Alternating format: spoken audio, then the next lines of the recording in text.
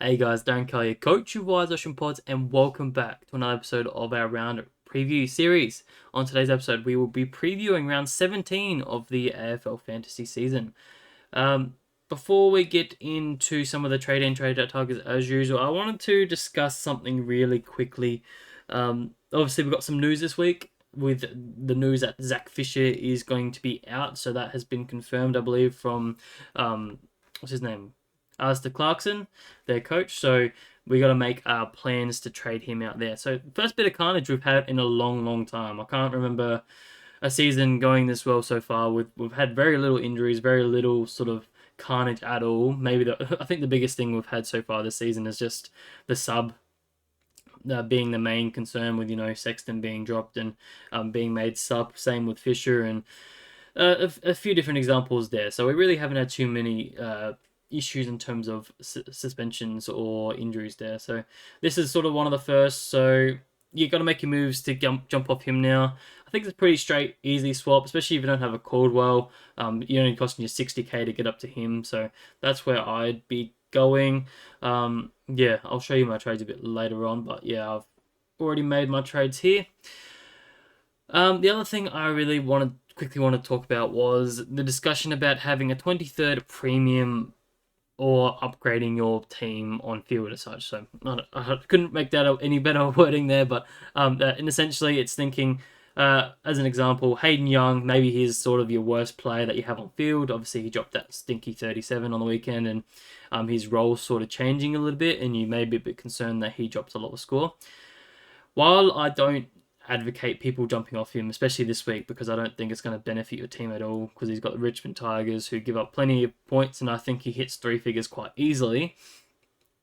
You've really got to weigh that up in terms of what's going to be better for your points on field. So say, for example, you were going to trade a Hayden Young to a Dunkley or something. You're really getting that upgrade. You're making a clear upgrade there, or you're going to a Sarong.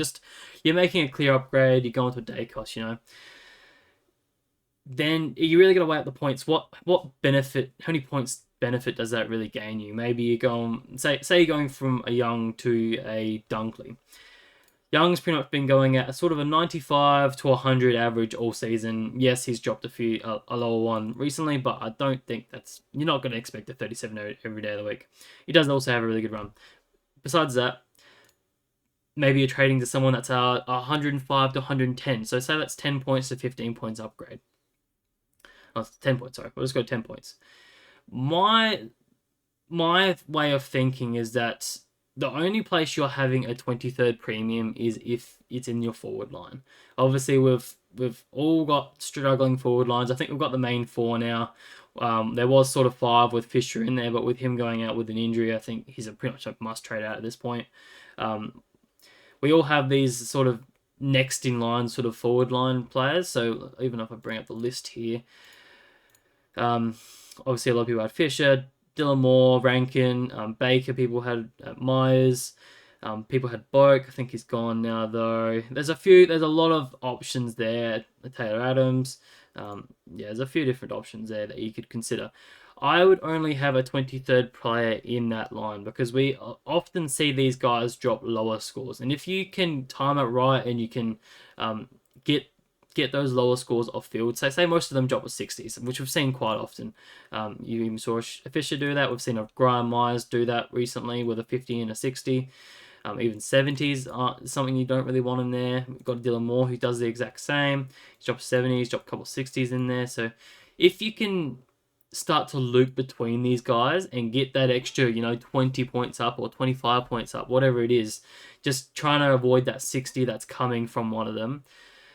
That's where I'd be doing it because 20 points may not sound like a lot for one position, but it is a lot, especially at this time of year when teams are quite heavily, obviously full premios. There's only real differences that really make the difference is your captains or those real unique players that you have.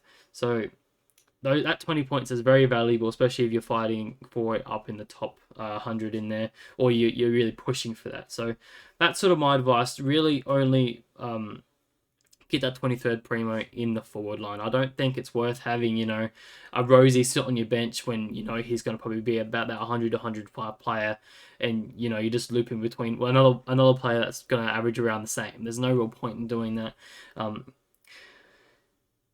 Whereas there's more possibility that a player in the forward line is going to drop that stinky score. So that's just my opinion. It's something I wanted to quickly talk about because I know it's been spoken a little bit this week, especially with how much money we've got this season. I don't remember a season being quite this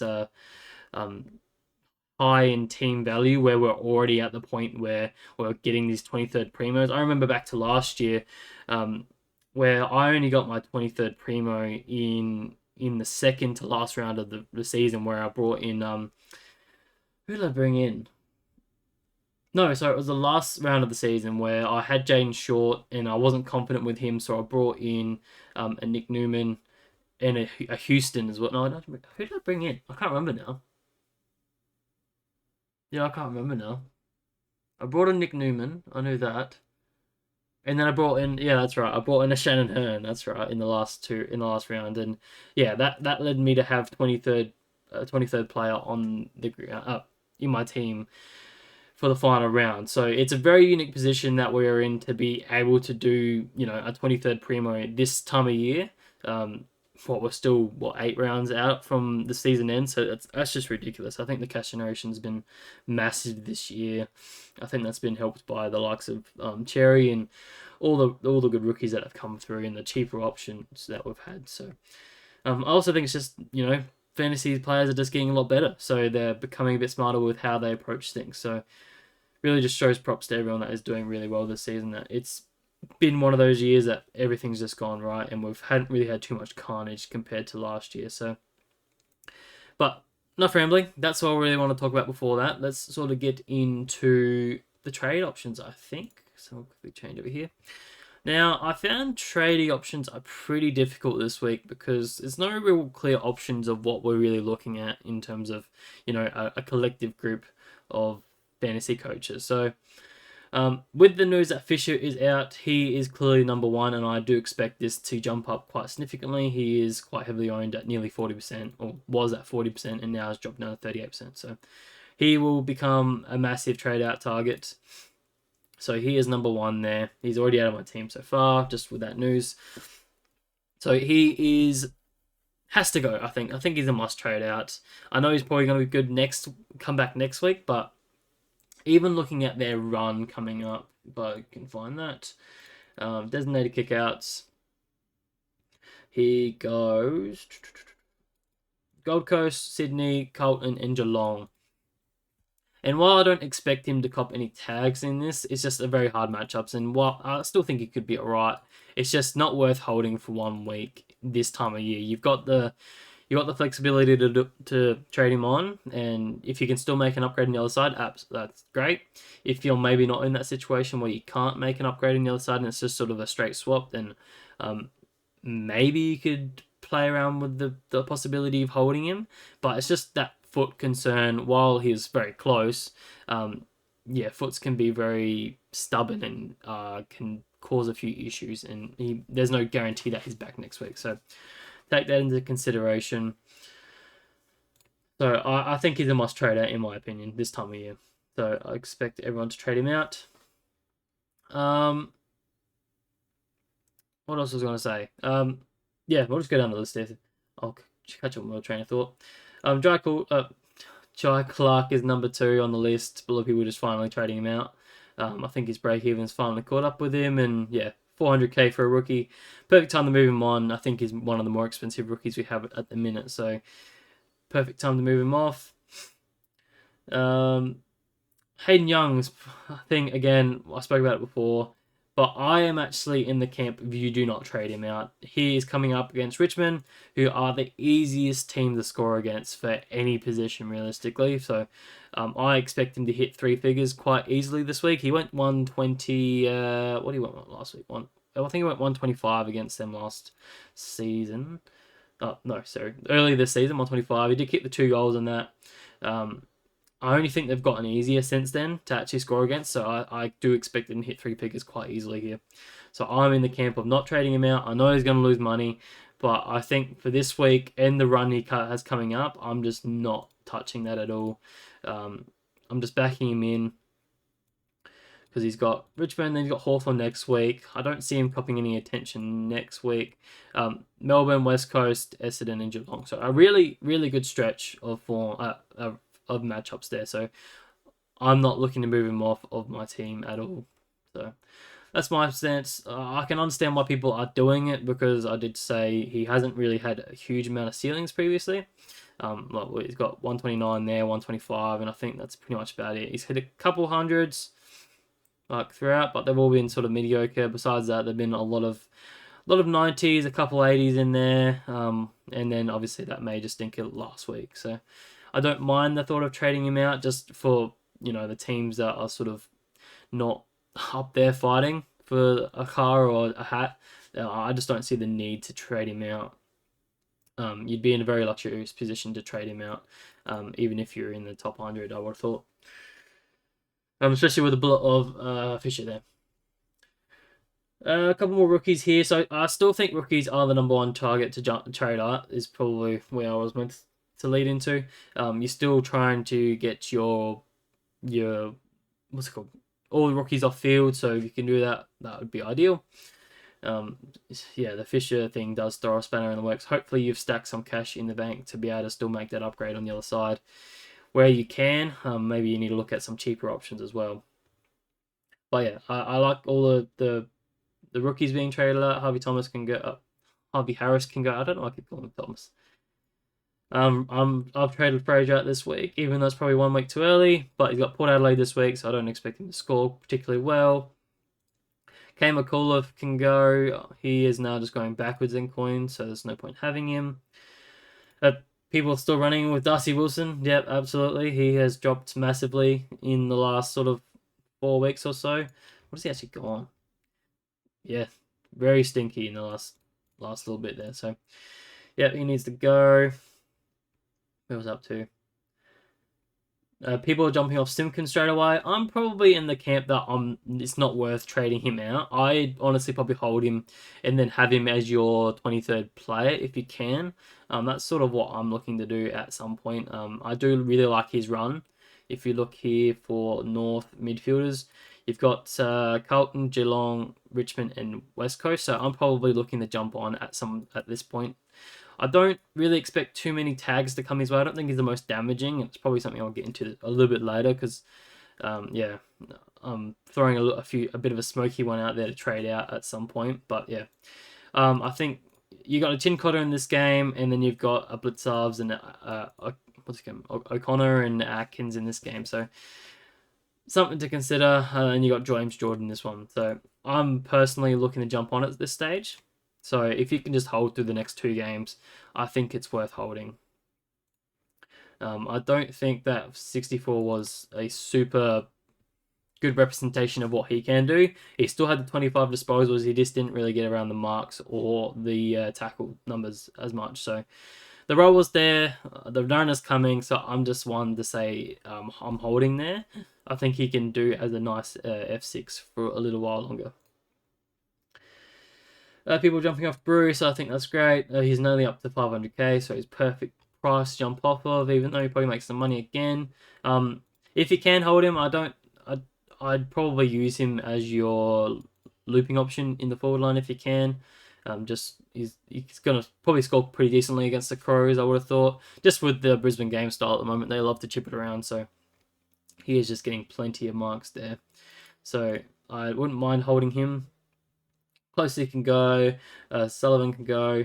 People trading up Boak, I think that's probably right. I wasn't ever a huge fan of Boakey with just his volatile role. He does play on the wing quite heavily, and yeah, all it takes is for the game to be stuck on the wrong side, and he just doesn't get any of it, and that's why he put up the 47 on the weekend. So it's just going to be really volatile. If we quickly look at his run as a wingman, Port Adelaide, it's, if I can highlight the right one there, it's not bad, but it's not the greatest at the same time. He's got two harder matchups in there. Richmond, Sydney. Yeah, I'd just rather jump off. I don't think it's anything worth holding on to. Just don't see the upside in it. The role isn't there. Yeah, I'm just wanting to jump off there. Sexton is another one. People are jumping off after a bit of the role changes. I don't see an issue with Sexton right now. While there is some concern coming up, I don't think there's any concerns right this minute.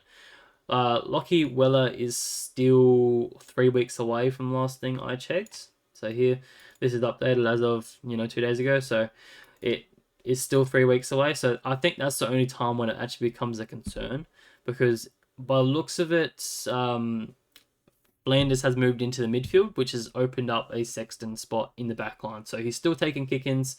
So I expect him to be pretty decent for the next 3 weeks, and then we can start tackling what he's going to do after that period.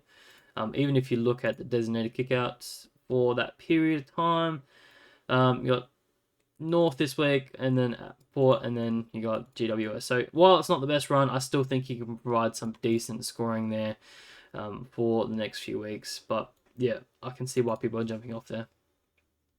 I just think he's providing some decent 70s. I'll take 70s in the forward line, especially with all the carnage that's happening. So something to think about there, but I don't mind people jumping off.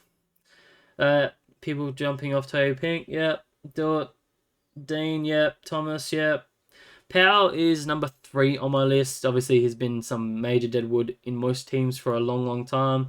I do think if you can jump off him and you can sort of do, Fisher and Powell at the same sort of time and do some sort of flicking around, maybe you can go a Fisher to a Caldwell, and then you got a Tom Powell to a McKercher or something like that. I think that's perfectly good trading. Yeah, I definitely would be jumping off Tom Powell. His role wasn't there. He's probably likely on the verge of being traded, being dropped. Maybe with the Fisher news, he possibly stays now. But yeah, I thought he was on the verge of being dropped with the likes of McKercher coming back. So I'd be looking to jump off if you can. If you can't, then probably not too bad of holding. People jumping off Joe Richards after that stinky return as sub. Probably again a little bit early with his break even to 26, but there's no chance. It's possibility that he is the sub again, so don't mind jumping off him. Jordan Riley, people jumping off him. I don't mind that. Any player that can score a 48 in 91% game time probably should not be in your team. I don't really know what happened in this game. Just didn't really get amongst the marks. And it really didn't turn out the way that I would have expected for him, since he had been going really well. So just one of those weird games, I would have thought. But yeah, maybe it's not worth holding him, especially with how unique he is. So it really hurts when he does that. People jumping off McMullen, Morris. People still jumping off Salem. Yeah, needs to go. Jack Cripps is another one that I am recommending people jump off as well. He is, I think, number 4 on my list this week. There are some major concerns for me with his role. So we saw on the weekend he only put up the 79. Just didn't get amongst the tackles, so obviously he was not the preference to where the kicks were going when they were transitioning through the middle. So it looked like it went to a Pendlebury or a Nick Dacos now, just with a few of those other guys returned. So I have massive concerns that he sort of saved that score with a 79 with his tackle numbers, but there's no guarantee that's going to happen again this week. I do expect a DeGoey to come back into that midfield a bit more than that 40% that he had on the weekend, which will probably then swing the opposite way and then drop Cripps back down to that sort of 30 to 40% range, where we've seen scores from him in the past be quite stinky. 70s, 40s, 60s. It's just, I wouldn't want to risk it. I'd just jump ship. He's going to lose money from here on out. And just get to that top line guy if you can. So that's my advice there. People jumping off of Garcia, I don't mind that. If he's a good looping option if you want to keep him, that's why he's sort of in my team. People jumping off Kruger, even though he's making some money. It's probably a bit early, but I don't mind that, especially if you're looking for a looping option. I know a lot of people are doing that at the moment. Nick Martin, again, another primo that people are concerned about and jumping off of, which I can, again, understand. He's had 2 easy rhythm matchups in the last 2 weeks and has dropped below par scores. He's also seen a decrease in his time on ground, so obviously being quite a high 90s guy, mid to high 90s, and now he's dropped below 90 twice in a row. So maybe that's just a bit of showing about what his role is changing slightly. He's playing a little bit more of a half forward role rather than this half back. I'm not super concerned with it in saying that I still think he scores pretty well. If I just look at the run they have, they've got Collingwood, Melbourne, St Kilda, Freo, and they've got Adelaide in the middle there. So actually a pretty decent run for, designated kickouts, which he's not technically, but he's always around that mark and does get a lot of those chip out kicks. So I have no issues with him. I just think back in the run, I think he'll be good for a little while longer for us. We won't go too much further, but yeah, Ulam can probably go, even though he's been really good. Penguin, LDU can definitely go, get him in the bin. I just think the game style isn't suiting him anymore. Hasn't shown much of a ceiling, so even in that run coming up that I spoke about, I don't think he's that man that we want to look at. I think their game style just has gone past him a little bit, and unfortunately for him, it's not working for his fantasy scores, so he's not really in consideration for my team at all. Besides that, people jumping off Dan Houston, I like that. People jumping off a Will Day as well. Maybe just with the concerns with the tag coming, I do see that as well. So I don't mind jumping off him, even though it is a nice matchup against the Cats. But if you're teams like mine, I'd personally just be holding because, he can definitely put up a decent score against them if he can avoid the tag. So that'll probably do it for the main trade out targets. We've talked about a fair few different options there. Let's quickly go through some of the main trade in targets. So Lawson Humphreys is obviously the number one rookie target. He scored the 69 on the weekend, and mature age, 21-year-old, got Hawks up this week. Negative break even of 5.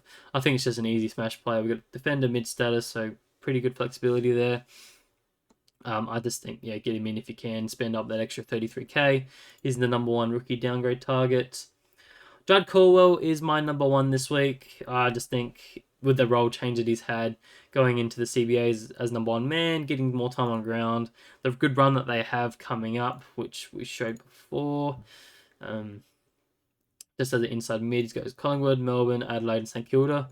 3 neutral teams and 1 really nice team. So I do think that's really opens up the world for him. And he's still pretty cheap. Like, yes, he's at 850k, but he's still going up in price quite quickly with a break even of 52. So, I really like him in that terms. He's also just a fantasy player. He just knows how to accumulate the ball. We've always seen this. He just needs that role, and now that he has it, we're really just waiting to see what his limit is.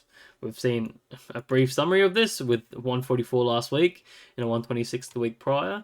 But I think the sky's the limit for this kid. He just absolutely accumulates the ball. So I think he's pretty much a must-have for the remainder of the season. I think everyone should be jumping on him this week if you can. I can't imagine why you wouldn't be able to with a Fisher out. It's only costing you 60k to get to him. Andy Wakefield is also another great downgrade rookie. He's only costing you that 24k, break even of 2.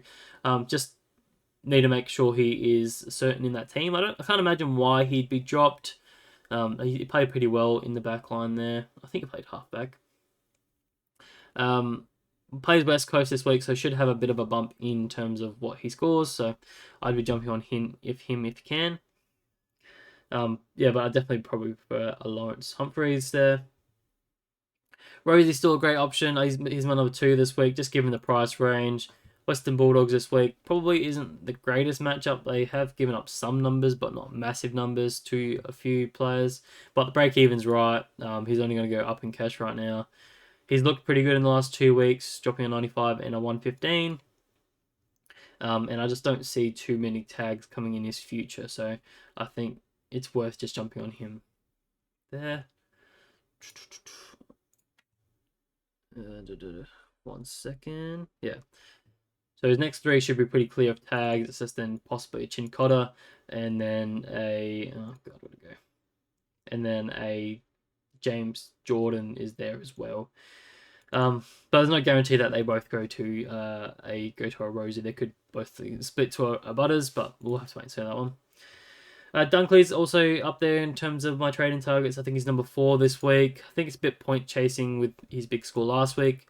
Doesn't have the most friendly matchup this week against the Crows. Hasn't scored well there for a little while. He only scored the 114 against them last week, and haven't seen too many huge scores against Port Adelaide recently. So I don't think it's going to be an absolute smash play, but I still think he can score quite a 100 to 110 quite easily.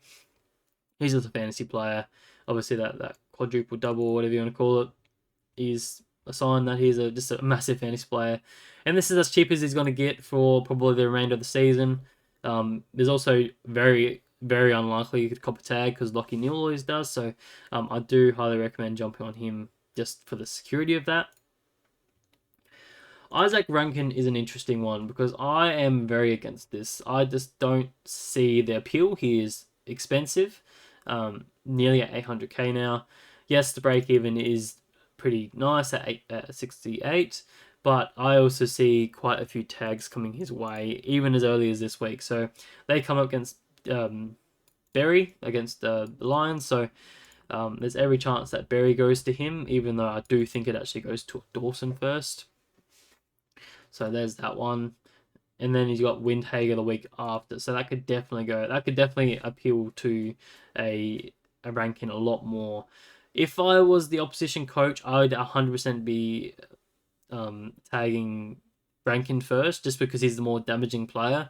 We saw it even last week. He scored the 2 goals 3 with that 50% CVAs. You absolutely got to cut that off. That could have been 5 goals, and that could have been the game done. Which luckily they got the Giants lost, so they could have definitely done something about that. But with how many shots he had at goal, I would have expected a bit more than a 115. I would have thought if he did kick straight, obviously that would have been like what, a 140 or something like that. But he doesn't actually kick straight very often, so I just don't see the appeal in it. If you're willing to pay out for it and you run him as your 23rd player, then possibly, but I'm not one to jump on this sort of player as my 23rd primo. I'd rather spend less and run that third player like a Simkin, I reckon. Has a better role and probably less likely to cop a tag as well. So just my thoughts there. Kobe McKercher, people jumping on him. I think it's pretty much almost confirmed that he will play. VFL, the Kangaroos have a bye, so I can't imagine why he wouldn't be playing in the AFL, especially with the likes of Fisher being out. So that should be pretty much a straight swap. McKercher in, Fisher out.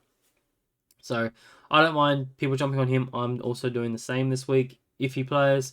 Even though the run isn't great, I still think he's going to gain a lot of coin and still put up some pretty decent numbers. We've seen what is they were able to do in those better games as a halfback and having the designated kickouts. So I'm hoping he can put up decent 80s for a little while there. Tom Stewart is an interesting one. One I'm highly looking at this week. Just probably not looking to trade him in this week, but one I'm looking at next week if his role continues, because we've seen time and time again that when he plays in midfield, he does score quite well. So I think he could easily average quite close to 100 in this role. So being that he's below 700k or just above 700k by the end of next week, or by next week, he's one I'm definitely interested in. Just a classic sort of defender going into the midfield. Gets plenty of marks because they like to chip it to him to be that next attacking boot. So with his penetrating kick, so he gets plenty of that. He shows he's got a pretty decent tackle. I don't even know what I want to call it. Yeah, just he loves the tackle, so doesn't mind that. Obviously, the kicking to handball ratio is elite as well. So I can see a few ceilings coming his way if this role sticks. It's just the Cats, you never know what's going to happen next with them. Got Hawks this week, so it's not the easiest matchup in terms of midfield usage, but we'll have to wait and see on that one. I'll be watching that one pretty heavily. Dane Zorka, people jumping on him, don't mind that.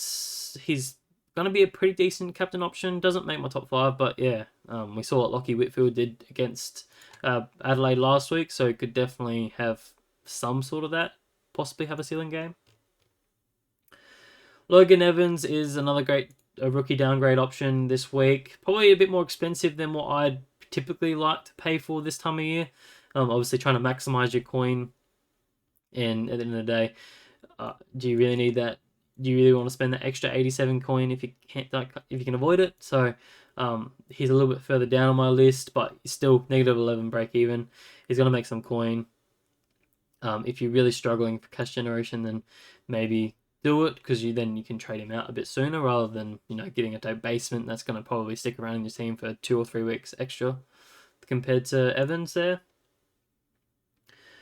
People trading in Lockie Whitfield, I personally wouldn't be this week, just given that it's pretty much guaranteed that Chin Cotter will be going to him this week. Just they obviously use him as a tagger. I can't imagine it's going to go to anyone else, just because that's what Chin Cotter does. So yeah, I think it's pretty much locked in. So it's just one of those ones I probably just would avoid this week and maybe look at again next week if you can. Don't actually like Lopez. Will there? He obviously scored 25 there. I don't think he's actually going to stay in the team, so I wouldn't personally be doing that. I think that's more of just a placeholder situation going on there. Caleb Sarong is high up in my trade-in targets this week. I just think he's targeting that matchup pretty heavily. So he's got the Tigers. He went 141 against them last season. Early on in the season. We've seen some massive scores against the Tigers as from midfielders. So I think he's just an easy smash play this week. If you don't have him, you need to get him. He's also very cheap, under 900k, the cheapest you'll get him. Don't worry about the break even. He will be smashing that, I would think. So he is one you just need to grab hold of and just run with it, I think. I'm also not a huge fan of Sinclair this time of year either. I'm actually looking at his run, and that's not any good either. So let's just look at, there's no kickouts for St Kilda. It goes Sydney, so more than likely we'll cop a tag from James Jordan this week. Adelaide, West Coast, Essendon, all tough matchups. Brisbane, really hard matchup. Then he's got one easy matchup for the end of the season. So I'd actually even advocate for jumping off the likes of a Sinclair this week and just going without him for the remainder of the season rather than someone trading him in. That's just the way I would lean towards it. Even though he did look really good on the weekend, we haven't seen enough consistency from him all season, realistically. So I'd personally just jump off and run a few other guys there. Dylan Moore, I don't mind. Got the Cats this week, so could be a decent shout for some decent points there. There are some rumours that a Jack Ginnivan is out for Hawthorn or is in doubt, so big watch there. I don't know if that means he'll cop more attention in Dylan Moore, so maybe just watch that for teams and maybe let that make your decision for you. Just because, yeah, they're obviously going to focus heavily more on Dylan Moore rather than a Jack Ginnivan. I think it just opens another door of him getting clamped. So, bit of a watch there for me. People jumping on Myers as well. Probably, like I think a lot of people are doing, jumping on this 23rd Primo. I definitely don't mind Myers there. He's shown a ceiling. He's got a pretty decent run as well, I thought, as a general forward, if I have a look at that. Geelong. He's got next two are pretty nice. Then he's got a couple of harder ones to come. So, yeah, I don't mind it short term, but maybe long term, maybe not the best plan. Bontempelli, I don't mind that as well. If I go again back to the runs here, I am heavily targeting like a Treloar or Bontempelli next week, just given their runs. So they go Carlton, Geelong, Sydney, and Melbourne. I don't think a Bontempelli cops too much attention, maybe from a Blitzarves, but he shouldn't cop attention from a Chin Cotter or a James Jordan. They're just too small for him. So, I don't see too many tags coming in his future, and he should be good for the remainder of the year. So I don't mind going a week early, even though it's against Port Adelaide. I still think he scores quite well. I think he scored a 110 and he got a 100 and a 116 against them last year. So should be pretty decent there. It's probably also the last time you'll get him under a mil. So I don't mind that. People jumping on Sean Makers. I wouldn't be jumping on Oliver again. Walsh. Again, he was really good last week, but comes up against a tough opponent in GWS, so I'm probably not looking at that. There's also a possibility that Bedford goes to him, but there's no guarantee of that, obviously. But I do highly think it could go to him there. People jumping on Oliver Dempsey. Again, I wouldn't be doing that. He's a rookie. Even though he's been scoring really well in the last few weeks, we can see he drops 50s quite regularly, even 40s. So I personally wouldn't be doing that. But I think that'll sort of do it for the main trading target there. I don't mind Blight as well. Obviously Nick Dacos, Green. Green's obviously a really good shout as well. I really like their run. If you don't have him, I think you absolutely jump on that. If we just look at that here. Carlton, Richmond, Suns, and Melbourne in the next month. So really good run. I kind of wish there was sort of like a Cornelio I could jump on as well, but there's just no midfielders at GWS that are really calling out at the moment. Besides that, a few people are jumping on Cripps and Newman, Kennedy and stuff like that. I don't mind those options, just be careful. But all right, let's quickly summarize what we've spoken about. So my main downgrade options. So go rookies first. I didn't mean to, but we will. Humphrey's number one. I think that's pretty obvious there. He lowers a pretty low break even, low cost, defender mid status, pretty unique. So jump on him there. Andy Whitfield is another great one there, so I don't mind him. Logan Evans, if you're willing to spend up a little bit more, I personally wouldn't do it, but it's not too bad if you really want to. Jacob Blight is another one. I think his job security is pretty good, even though his scoring potential probably isn't as high as some of the others. And then I've got a 200k rookie in there. Just go with a debutant if you have the flexibility. Maximize your coin on field if you can. So, yeah, that's where I'd be searching. Now let's look at the trade out targets real quick. Come on, open up. All right, there we go. So number one, obviously cashed up rookies. So jumping off all these guys like your Harrisons, your Freyers, your Wilsons, your reveals if you can. Just trying to complete your team and get all the primos on field. So that's number one. Number two is Fisher, given that he is, I'm pretty sure, confirmed out. So you think you need to move him pretty quickly. Like I said, I think he's a must trade out. So here's number two. His teammate and Tom Powell, I think, also needs to go. Completing your team, you don't want him in there. So he's easily one of the worst players you can have in your team. So jump off him. I think rookies do better than him. So yeah, bit unfortunate there. Number four, I had Jack Cripps for all the reasons I spoke about before. Just concerned with his role. We saw the decrease in scoring output with no marks. And then the next thing will be very little CBAs. So I'd be cutting your losses there as soon as you can.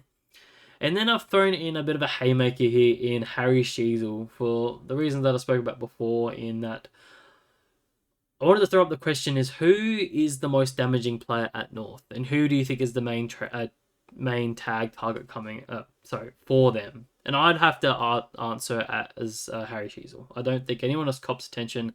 You're not looking at a George Wardlaw or Luke Davies-Uniacke or Simpkin or Fisher, or even, you're not looking at those guys. You're looking at a Sheezel coming up. And if you look at their run coming up, there's a lot of tags coming. So you should be fine this week. I'm not saying you have to go this week, but his next three is the concern. So he's got a James Jordan, who I think has to go to Sheezel. I don't see why it'd go anywhere else.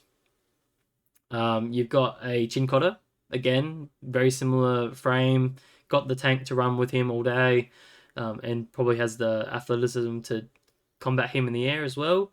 And then you've got the likes of a O'Connor or an Atkins, or probably not a Blitzars or such, but all three of them could run with him at some of the stage in that game. So something to think about there. I still haven't heard many people talk about the tags coming up, so I don't mind people jumping off a Sheezel there, especially if you're trying to be a bit more unique. You really need to make that next big jump and make yourself a bit more unique from those top 100 guys, and you're really trying to push in there. So that could definitely be a way to differentiate yourself if you're just banking on him getting some tag attention and dropping a few lower scores, and maybe you can make up 50 or 60 points on top of that there. So just wanted to throw that one in there. Obviously, there's a lot of other guys you can jump off as we discussed in here.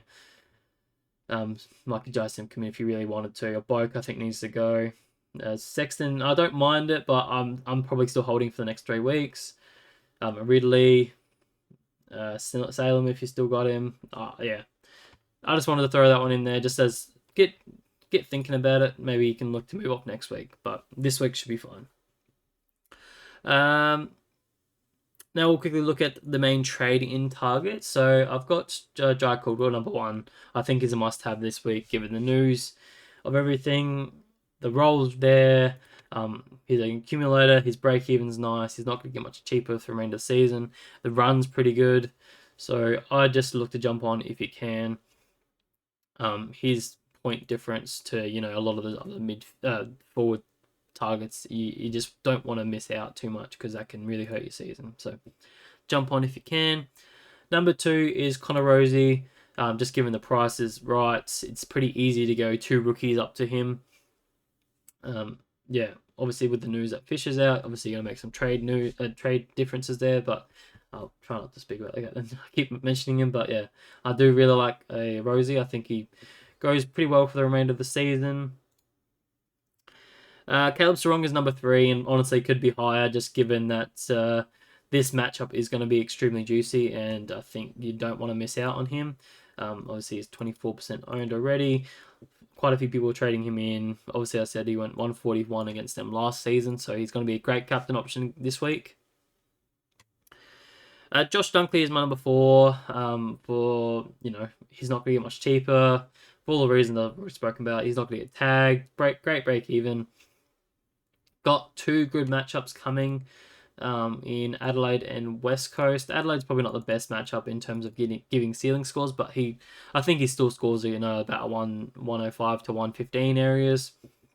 West Coast next week scores pretty well, and then he doesn't have a too bad of a run towards the end of the season. No great matchups, but nothing horrible either. So I do think he's just sort of the top 8 midfielder for the remainder of the season, so I don't mind jumping on him there. And finally, I couldn't really split these 2 in terms of you got James Jordan and a Luke Ryan there. So both of these guys are probably going to go big against the Richmond Tigers. I'll go through the numbers a bit later in terms of when I go through my captains, but there have been some massive scores against Richmond in terms of designated kick-out players. So I think both of these guys are great options to get in if you can. Obviously, you're not going to be able to get everybody, but if you're like me and you already have both of them, then we're sitting pretty good. But James Jordan went a 93 against them early in the season. So not great. Whereas Orion had his massive ceiling score, if I can spell properly. He had that 161. So obviously allow massive points in the back line, and I just think you're wanting to jump on. We also know that they have a really good run coming up, which we've spoken about previously, but they go Richmond, Hawthorn, and then Melbourne in the next 3 great bright green matchups. They should put up some very nice ceiling scores for those 3 games. So if you're someone that jumped off Orion last week, and I wouldn't be ashamed if you jump back on this week, just given the matchup. Don't mind that at all. So yeah, that's my 5. Shit housed it a little bit, but that's fine. Okay, so now we wanted to go on to captain. We'll go through tag watch actually first. So here's the fixture. We'll go through this quickly, and we'll talk about some tag targets. So not expecting any tag targets in this first game. So I do think Caldwell and a Merritt will go pretty decently. This next game, North and Suns, I do expect a Shields and a Phillips to go to a Anderson or Flanders. So depending on who gets off the chain, I'd expect it sort of goes to Anderson first, and then if Flanders starts to get off the chain a little bit, it'll go to him. So that I'm probably avoiding a VC option here. Plus, that neither of them are very good options in terms of scoring against each other, so not really looking at those at all.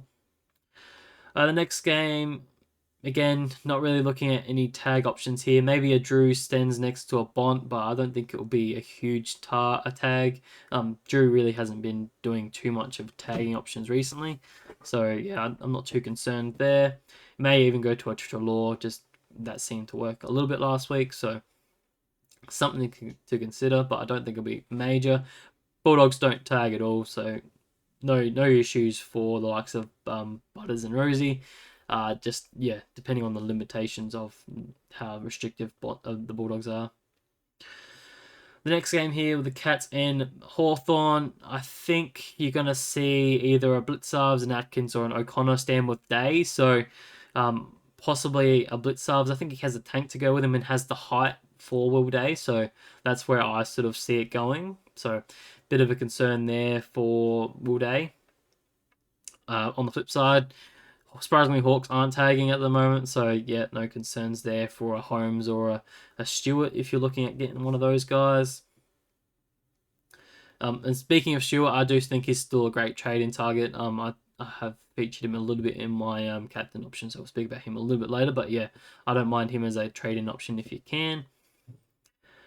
This next game, we got GWS and Carlton. So you got two taggers in this game. So you got Bedford, who will more than likely go to a Walsh. I would say I think that's a pretty good fit for them. And then on the flip side, Carlton, you've got a Chincotta who probably will go to a Whitfield. I think that's pretty much almost certain there. So yeah, avoid this game where you can with your VCs and Cs. Next game, you got Fremantle and Richmond. So Richmond don't tag at all, but you got Fremantle who have shown to throw a Fife at. We saw Fife go to a Heaney last week, so maybe that's something we can expect this week with a versus Taranto. Maybe if not, they usually just put Hayden Young as a defensive sort of mid against the best midfielder. So yeah, probably not looking at putting anything on Taranto there, but something just to watch out for. Then we move on to the Sunday games. We've got Melbourne versus the Eagles here. No tags that I can think of. Anil Bullen probably can go to someone, but I don't think who you're tagging at the Eagles unless you're going to, a first season Harley Reid. I don't see why you do it. You should win this game pretty comfortably. So can't imagine any tags, and probably has no fantasy implications either way. So no issues there. St Kilda and Sydney. We've got Windhager versus probably a Heaney. I think Windhager just probably goes to a Heaney more than a James Errol Goulden. Just probably doesn't have the speed that Errol Goulden has. I wouldn't have thought. Probably has a tank I think can run with him, but yeah, probably not quite the same sort of burst. So I think it would be better off on a Heaney in the stoppage there. So that's where my bets are. On the flip side, you've obviously got Sydney who run the James Jordan tag, and that will probably go to either a Sinclair or a Wangani Malera. I think it more than likely goes to a Sinclair, just I think he's a bit more damaging at times. So yeah, I think that's where it goes. And then finally, we got Brisbane and Adelaide. I think the only tag we need to be wary of in this one is a Berry that will more than likely go to a Dawson. I think that sort of frame they both have is very similar, and I think they could work out really well. So again, watch your C's on Dawson there. Well, there's every chance that the Berry tag could go to a Rankin. All right, so that's the tag watch done. Just give me a second to take a drink, and then we'll go through some captains.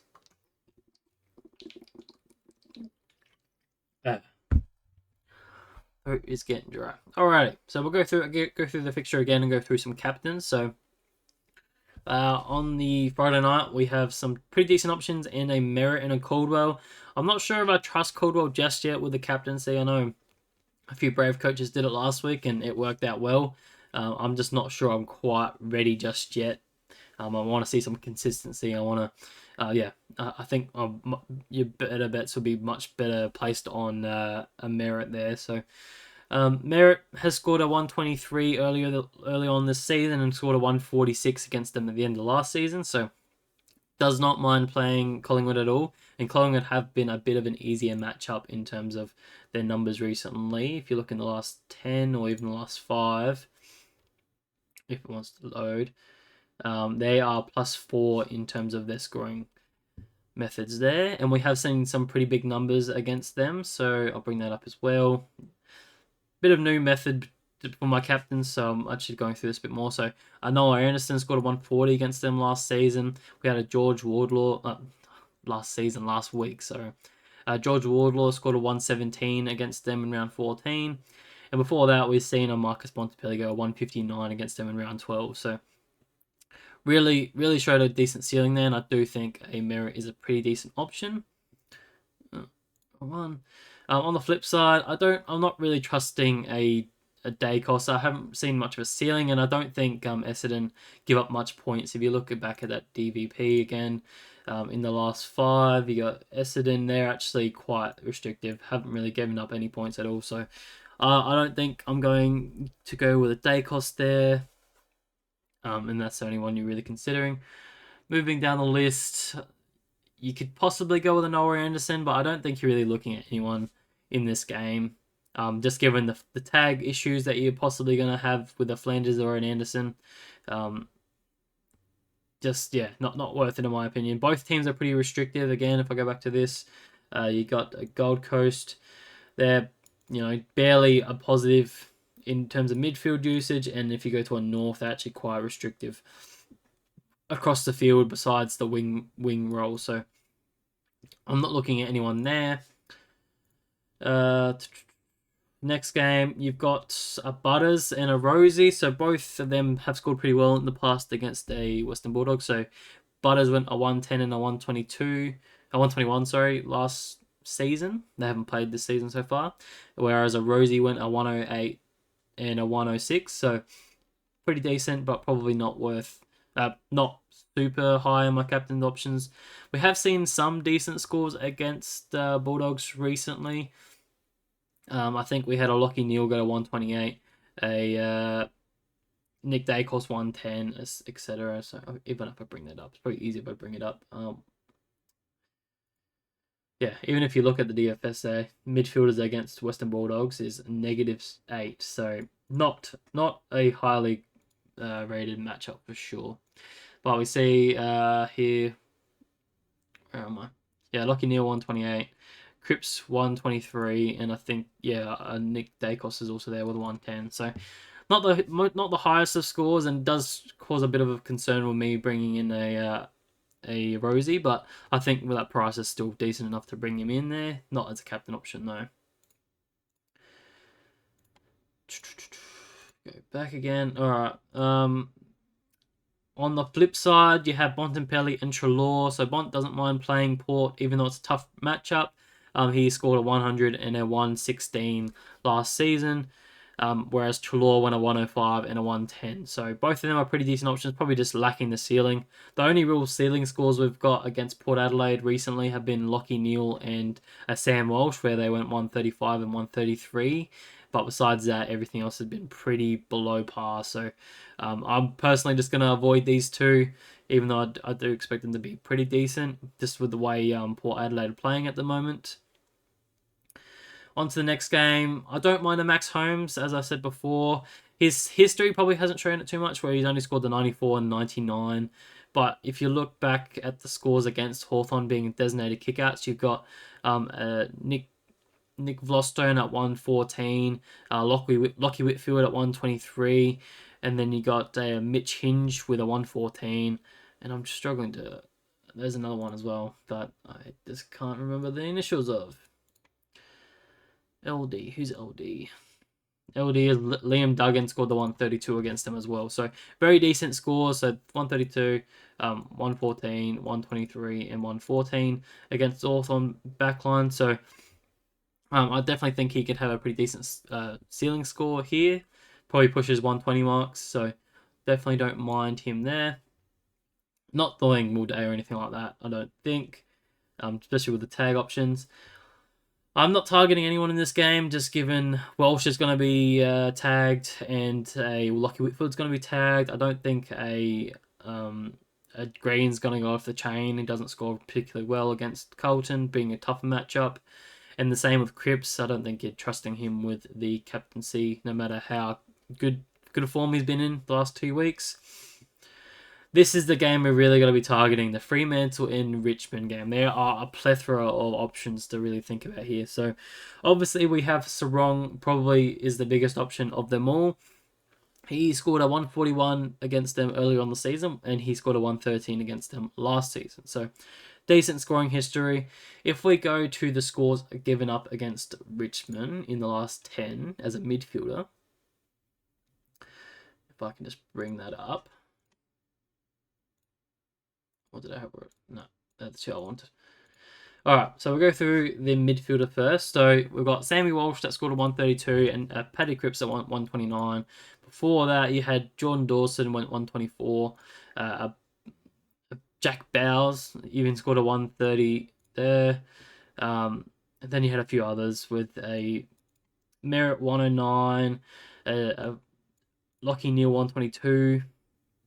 The big ones with Trelaw going 154, Ed Richards going 141, and a Bontempelli going 126. So that's Bulldogs there. And then you come back to the last time they played at Fremantle with 141, 125, 125 for all those three mids. So it just shows you that these guys give up plenty of points to midfielders, and it's going to be a very juicy matchup. So he is high up in my captains there. On the other side, or the back line, I should say, as well. So looking at Liam Ryan and a Jordan Clark, they also provide very, very nice numbers. So I really like those two as decent captains. So you got Nick Newman, who scored a 143 last week. You had a James Sicily the week prior to the bye go 137. The week prior to that, you had a Mitch Duncan with a 118. That's well above his average.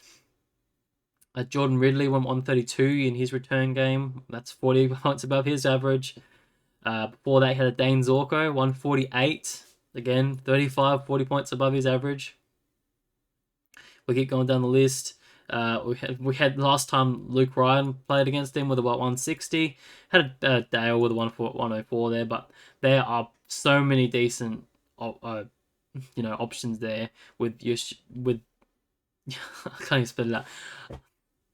It's been so hard to try and split these three players with we're talking James Jordan.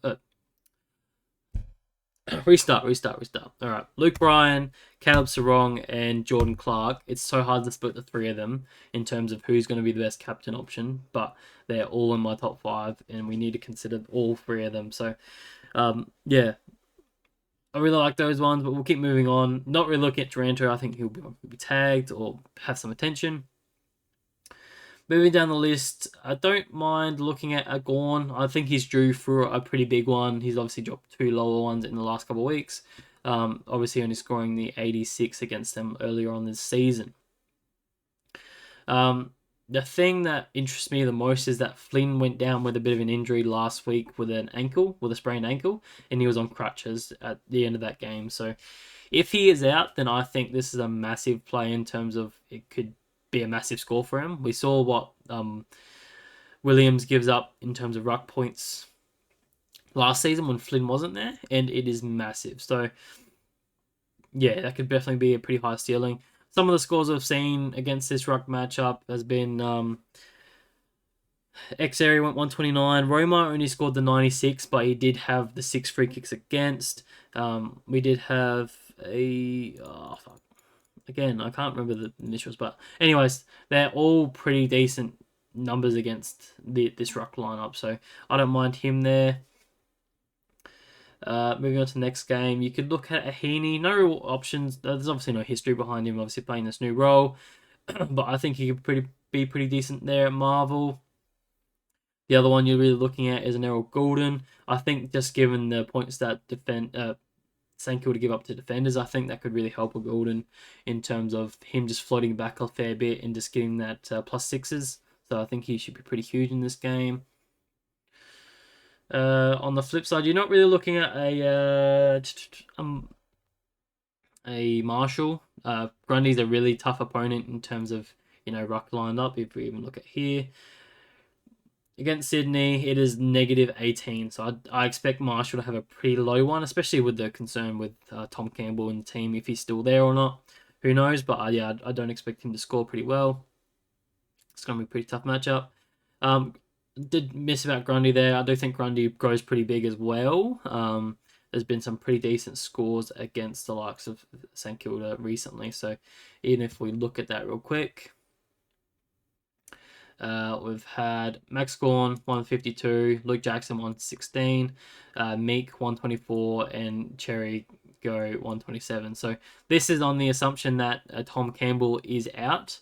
Obviously, if Campbell's in, then we've seen some lower scores recently. Most concerningly, being this Oscar McInerney scoring this 56, which is 30 points below his average. So, yeah, I don't know if you're probably going to captain him, but he's definitely a decent option if Tom Campbell's out. This feels like the longest captain session ever, but we're nearly there. We're nearly there. Final game, you got a Dunkley, who I think is going to be a pretty decent option as well. His record against Adelaide has been 114 and then a 61 last season, which isn't great. So I don't mind him there, but we've seen some pretty decent scores against Adelaide. So we've seen a Tom Green go 106 last week, Isaac Heaney go 125, and then we had who's that? Will Day go 92 before that. So some decent scores there, probably not the ceiling that you're really looking for though. So I think a lot of us will be targeting this Fremantle Richmond matchup pretty heavily, and then maybe running into either putting an early VC on like a merit, or I didn't even talk about a English, did I? Sorry. English is also in my high up there in my captains. I did miss over him. Up against this Port Adelaide ruck in Jordan Sweet, we've seen some pretty good numbers. So we saw Ryan Marshall go 119, Oscar McInerney go 125, and a Tom De Koning go 119 as well. So I think that he should be getting a 120 in his sleep. If he doesn't, and he's really, really struggling. So there's all the captain options. Who are my top five? So we'll go top five options here. So Caleb Sarong is my number one. I think he has to be. I think the consistency is there. I think he prefers Optus Stadium a lot more than what the other two do, even though you'd think the open space would help the likes of Luke Ryan score more points, but not always. I even had to crunch the numbers a little bit. Went back to the old pen and paper method and worked out who scored the most points at Optus. And yeah, Caleb Sarong was clearly the number one overall this season for them, and has the lower ceiling. He's only gone below 100 once so far at Optus with a 95, and obviously had a ceiling of 161 in the first opening round. So has the ceiling, has the base, has the floor as well. So I think that's where you're going to be going. Number two, I sort of have shithoused it a little bit. I went Ryan and Clark at number two. I just can't split the two. If you look at the scores there with Nick Newman, Jordan Ridley, James Sicily, Mitch Duggan and stuff like that, and Dane Zorko, it's really hard to sort of differentiate, okay, who's actually the main distributor and who's that main kick-out taker. Sometimes they line up, but these are kind of split up into two. So I think both of them could go pretty big, and I think both of them could easily hit a 120 plus, if not even bigger. So yeah, I definitely don't mind either of them. Zach Merritt is number three for the numbers I showed before. I think Pies give up some pretty decent numbers for those midfielders, so I think he should go pretty well there. He's probably going to be my VC option early on. Number four, I had Timmy English there. Like I said, I think he should be a walking 120 in this week, up against Jordan Sweet. For all the reasons, he went 123 last season and 176. So we've seen the numbers against them recently, so he should go easily 120. I am considering going that as a VC option instead, but I think, yeah, I really want to search up for that massive ceiling. So I don't know if he has that in him this year. Jordan Clark, sorry. And then I throw Earl Golden in there at number 5, just because I think he's due for a big one again. Obviously with that weaker one on the weekend. So I just think the open space that Marvel's going to provide for them, and the fact that the St Kilda give up some plenty points to defenders, I think Errol Gulden will just float back there and take plenty of +6s. So, and I don't think there's any tag options. So there's my top 5. Obviously, there's a plethora of others that I liked in there, like a Zorko, a Gorn, a Grundy. I don't mind the two Adelaide boys. Not the Adelaide boys. The West Coast boys. No, Western Bulldogs. Oh my God, I've been speaking too long. So there's my top 5. So hopefully that helps you out. I'm probably going to go Merritt into Sarong. If I really want to look for a bit more of a ceiling, I may go elsewhere. I can't really see where else I'd go though. I could go English, hoping he has a big ceiling. He's only put up a 141 so far this season, which isn't too bad. I guess Merritt hasn't really found a huge ceiling recently either. He's only got 135, so maybe I'm looking for a huge ceiling, just given the pretty big confidence I have in Sarong. Yeah, I could go there. There's even a world where I just skip over all the early options and just go a VC on the likes of Sarong or a Luke Ryan, and then run into a Max Gorn or something like that. So there's plenty of options this week. It is really hard to differentiate. Try and be unique as a big captain can give you the leg up. So, but I think that sort of does it for the captains. Anything else I need to talk about? Probably just some Q&A questions if I bring that up really quickly. We'll finish it off. This was obviously going to be a long one compared to previous. I don't think there's too many questions to go through this week. Where can I get to it? There's only 9 questions so far, so we'll quickly go through this. Ryan here goes I'm pretty keen on Dunkley, however, there's no room in my midfield as I have Golden, Bont, Walsh, Merritt, Sarong, Butters, Green, and Rosie.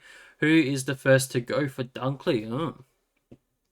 My first question is your team complete? Have you finished your entire backline, forward line, and ruck line? If you haven't, then that's where I'll be focusing first rather than trying to bring an extra person in. If I had to trade one of those guys out, I'd probably go with a Butters, I would say. Not touching Sarong, not touching Merritt, not touching Walsh, or Bont, Golden. And I think Green is got a pretty good run, so I'm not touching him. So it's really out of those Port boys, so Butters or Rosie. And I think just given that Butters is going backwards with his higher break even, he's obviously copping a lot more attention recently as well. Run isn't super phenomenal either, so both runs aren't great. So I'll just probably make the flip of the coin out of those two. Who you think is going to be better? Put Adelaide here. They're not going to copy any attention for a little while, so I personally just wouldn't be trading any of them out if you can avoid it. The only sort of attention they sort of expect is maybe a Chin Cotter and a Jordan in round 20 or 21, but then you can probably just trade out of them at that point anyway. So I'd personally just be holding if you can, but if I had to choose one, I'd probably just go Butters. I think he's copying more attention than a Rosie currently. Next question comes from String Bean. Who has the best job security out of Logan Evans, Ari Shawmakers, and Lawson Humphreys? Tough question, really tough question. I think all of them have difficult job security, so I had to choose one that has the best job security. I assume you're asking to trade one of these in. I probably wouldn't be trading in the first two, so I'd just go with Humphreys. I think you just want to maximize your coin on field. So even though he probably doesn't have the best job security, I just think you saving that extra bit of coin and just you maximizing that on field. So just go with Humphreys there. SB comes in with another question here. Who goes first from Steel, Butters, or Fisher? Fisher's out, so I think he has to go. User IC7, current trades are Reveal and Freya to Caldwell and Humphreys to have 0 rookies on field. That's great. Would you do this and lose potential cash on Reveal and Freya, or trade LDU and a rookie to have any Primo and Humphreys? Nah, I'd be getting that last rookie off the field. Obviously this might be a little bit outdated, but if you have Fisher in there, I'd hopefully make your trades work somehow, that you can maybe do a Reveal and a Fisher and get up to some decent players like a a Caldwell and maybe a McKercher if he's in. That's why you can get an upgrade there. Next question comes from Kate. To get my last rookie off field, I only have 593k and up to a 217k rookie. So none of the good ones from last week. I only like McKerch under 600k, so if he doesn't play, thoughts on a double downgrade for cash can loop in the forward line. Again, might be a little bit outdated with the Fisher news, but I personally wouldn't be doing a double downgrade. It's not the time of the year to be doing double downgrades. You need to find the upgrade somehow, even if that means sacrificing your worst sort of player on field. A couple more here. So we got Power Pawn Stars. Do I trade Fisher for more? Also going Martin to Simkin feels a bit yuck. Yeah, I'm not a huge fan of that second one, Martin to the Sexton. I've spoken about Martin to Sinclair. I've spoken about Sinclair possibly getting a tag this week, so I just wouldn't be doing that. I don't mind the first one. I think Fish obviously needs to go, and Moore's a pretty decent option. I'm just concerned with Ginnivan out. Does that then give attention to Moore as well? Two more from here. Got one from Golden Glory. I'm quite stuck on what to do, whether I get rid of Warner or if I did it, would bringing in Rosie and add in also for Howes. Do I bring in McKercher or Stewart? So I need to try and wrap my head around this question. So it looks like you want to go Warner to Rosie and then Howes to a McKercher or a Stewart. I don't mind the Stewart play. I really like that in terms of it's a bit risky, but I think if that role sticks, it could definitely play in your favor. You'll be 1 week ahead of the rest of the pack. And yeah, you'll be making some pretty big leaps. He's very cheap for what he can do. And yeah, he's obviously in the back line, so I don't mind jumping on Stewart. I don't mind your trades there. Obviously, you need to jump off a Warner, and a Rosie is a pretty decent option, and Howes isn't even playing anymore, so jumping to either a McKercher or a Stewart is pretty decent. Just need to choose which one's one. It may be made up in terms of who McKercher may not even play, so maybe your mind will be made up there. Final question for today is from Sean. Hey mate, do I fix McAuliffe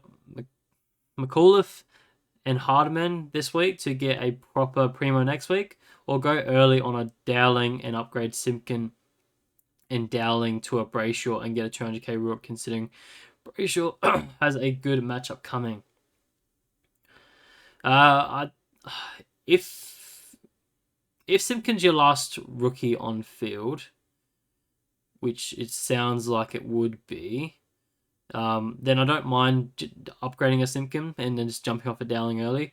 There's no point having a Dowling on the bench if he's you don't need his scoring. Like you got plenty of other cash making options. While it is early on him, obviously he's gonna make some decent coin for a little while longer, because what's his break even? Negative something or -2, yeah. I don't mind jumping off him early. But ideally, yeah, you just want to try and upgrade your best players on field. And obviously, if you don't have the rookies to do that, then yeah, jumping off the worst player, which would be a Simpkin, is a good option. So I don't mind that as well there. All right, well, that's all the questions done for this week. My trades, finish it off. So I've gone a Freya to a Rosie, and then I've gone a Fisher to a McKercher.